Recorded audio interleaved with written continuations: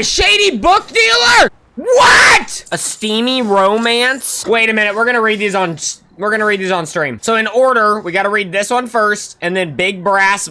Jesus, guys, the titles of these books. A streamy romance novel. A streamy romance novel, Blue Moon. I bet that's got a nice moon in it. A steamy romance novel, Big Brass Bombs. I love Big Brass Bombs. Steamy romance novel, Forbidden Love. Steamy romance novel, Savage Passions.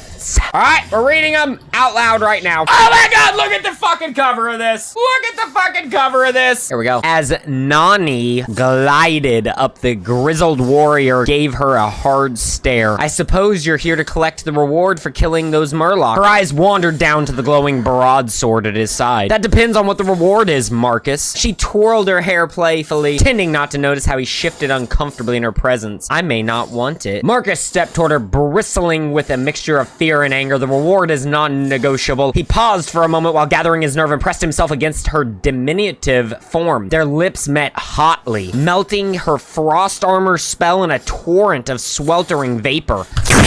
So, is there another step to this quest, she teased, her eyes glittering with excitement? This goes on for several hundred more pages without advancing the plot. Reading the next one! Big Brass Bombs! Look at that! Let's go! The tough little goblin walked purposefully into the engineering shop, raising her eyebrows at a few items as she approached the shopkeeper. Oh, it's a girl. How's it going, Jack? Her voice seductively brushed his pointy ears with the rough texture of someone who inhaled too much motorcycle exhaust. That's a fucking wordsmith-style sentence! The goblin called Jack, looked up, grinned. Really? It's going much better since you arrived. Jack set his arc light spanner on the table. What can I do for you? Holding her elbow in one hand, Revy tapped her chin lightly. I'm not real sure. You got any specials? Are you kidding? I've got the best deals anywhere, Jack replied enthusiastically. Just got these in this morning in all sorts of colors. Small red rockets. He's talking about his little rocket. Got some in blue and green too. Revy's disappointed look was not missed by the expert shopkeeper, and he quickly upped the ante. There was a loud thud as Jack dropped something on the table. I call it the big one, he said. It's goblin only. Very difficult to find. Nice, very nice, Revy said, sounding unconvinced. Her eyes wandered a bit. Okay, fine. I can see you're a goblin of superb taste. Jack looked around conspiratorially before carefully laying out a new item, buckling the table with an ominous creak. It's called... Jack paused for dramatic effect. The bigger one! Revy's eyes widened in surprise. Is it real? Feeling the advantage, Jack allowed himself to relax a bit. Putting his hands behind his head, leaning back in his chair, he replied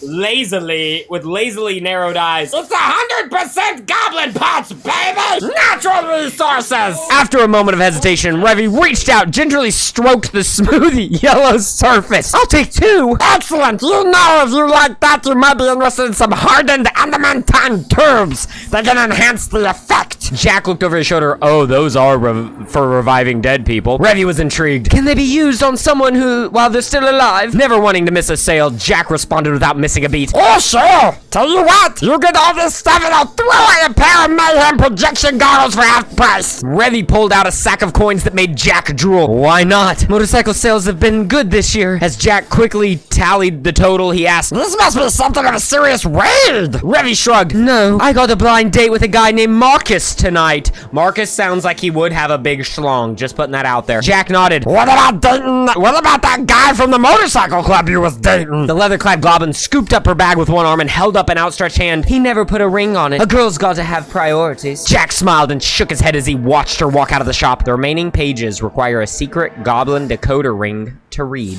Oh! All right, next one! Blue Moon! Tail swooshing and hips swaying, the curvy figure walked purposefully across the lake toward the man resting by the shore. Rising quickly as she approached, he appeared visibly happy to be in her presence. Blue arms flowed over his shoulders as a smooth tail coiled seductively around his waist. Why must I travel so far to be meeting man like you? That's horrible. Shouldn't it be to meeting a man like you? Anyways, I digress. Her voice carried a strong, alluring accent. Grinning wildly, she gently pushed her away, openly staring as the light caught her features. Up here, she exclaimed in playful anger. With a helpless shrug, he reached into his pack and pulled out a small pouch. My wonderful Sula, I've brought you something. Confidence wrapped his words with like a steel blanket. She plucked the tiny bag from his hands, excitedly pulling it open and revealing a Citrine? Citrine. Citrine? We're gonna go with citrine. Pendant. Oh, Marcus, you shouldn't have. The usual teasing was gone from his voice. Every facet lights the sky in my heart with your beautiful reflection. Sula frowned. Oh, no. I meant you really shouldn't have. I could craft something better by accident. For the first time possibly ever, Marcus looked hurt. His shoulders slumped slightly. The cocky, ever-present grin missing from his handsome face. Sula opened her mouth to speak, smiling warmly. A glowing rune appeared above her eyes. I don't think I can mend your feelings even with my gift. Despite the statement, her words seemed to do the trick. Marcus smiled roguishly as he adjusted his leg plates.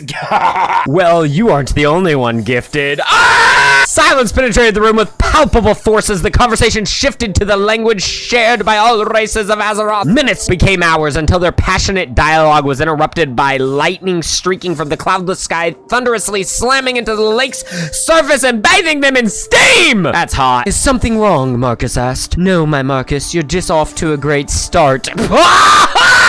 The remaining pages have been thoroughly destroyed by the elements. All right, the next one. A steamy romance novel, Forbidden Love. Oh, fuck, they put a hard word in this one. Atusa crept silently through the massive underground tunnel, nervously looking over her shoulder in anticipation of the fast-moving tram. Where is he? Oh, it's a girl. Where is he? She muttered angrily, stopping suddenly as something moved behind her. Her eyes narrowed dangerously as her dagger slid from its sheath. I'd like to slide my dagger in her sheath. A husky voice echoed in the hollow chamber. I thought rogues liked to be behind their target. Jesus! She spun quickly, driving her blade into a shield of impenetrable force. And I thought paladins are supposed to be chased.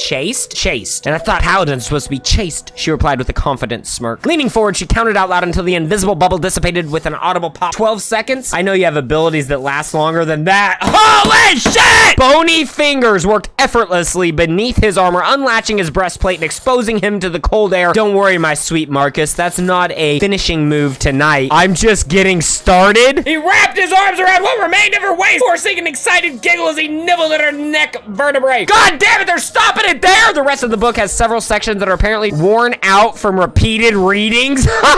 Last one. Steamy romance novel, Savage Passions. A trail of dust followed the once white stallion as he galloped through the garrison gates, stopping abruptly at the stables. Raven, the stable master, rushed to the wary mountain rider. Lord Marcus, let me help. Wait a minute, is this Marcus from the last story? Raven's strong tanned arm took the rider's hand in his own, pulling him off in a quick, smooth motion. He did not immediately let go, staring in disbelief at the paladin's heavily stained armor. Seeing concern on the man's face, Marcus clasped his shoulder and smiled warmly. Fear not, old friend. Only a little of it is my own. Raven hugged him fiercely. That is good to hear. Yes, I am fine. The journey was long and often hard, but I have returned victorious. Marcus exclaimed as he pulled a bulging sack from beneath his armor, placing it gingerly in Raven's rough, steady hands. Grab my sack, Raven! He cried. No, I'm joking. That's not in the book. The inquisitive stable master cupped the bag, squeezing Okay, back to my thing. Sorry, that got me. The inquisitive stable master cupped the bag, squeezing gently to discern the contents without unwrapping the package. Don't be coy, you know what's in there. But I have something even better for you, Marcus said with a knowing smile. Raven closed his eyes. He held out his hands and spoke calmly. Give it to me, please.